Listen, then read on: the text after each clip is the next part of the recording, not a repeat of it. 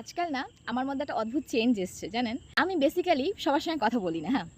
আর আমি সেই মানুষগুলোর সঙ্গে কথা বলি যারা না এক্সপ্লেইন করতে খুব পছন্দ করে। দেখবেন মানুষ মেসেজের রিপ্লাই দেয় হুম, হ্যাঁ, ঠিক আছে, ওকে, আচ্ছা, রাখছি, এরকম, বাই।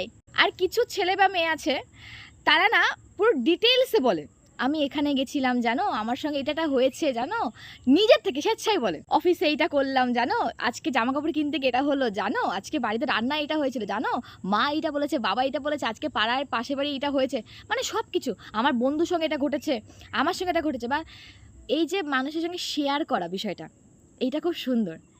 যদি আপনার আশেপাশে এরকম কোনো বন্ধু বান্ধবী বা ভালোবাসার মানুষ, কাছের মানুষ, ঠিক আছে, রিলেটিভসের মধ্যে কেউ থাকে যে একটুখানি এক্সপ্লেন করে বিষয়গুলো ডিটেলসে, ভিতরে কিছু রাখে না, তাহলে ওই মানুষগুলো না পুরো গঙ্গা জলের মতন পবিত্র হয়, বিশ্বাস করুন। মানে এরকম আপনি দরগায় গিয়ে, গির্জায় গিয়ে আপনি কোনো প্রার্থনাতেও এইসব মানুষ পাবেন না। এরা হচ্ছে আনমোল।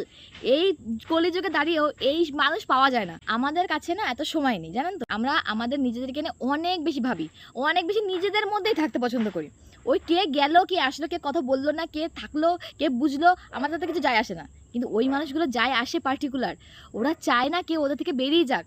ওরা সম্পর্কে দাম দিতে জানে, তাই কথা বলতে চাই। ওদের লাভ ল্যাঙ্গুয়েজ একটাই, শুধু কথা বলা, সবকিছু শেয়ার করা পার্টনারকে, ছোট থেকে ছোট বিষয় যাই হয়ে যাক, তুমি কাঁদছো, তুমি হাসছো, কারণ কি, সব কিছু বলে ডিটেলসে।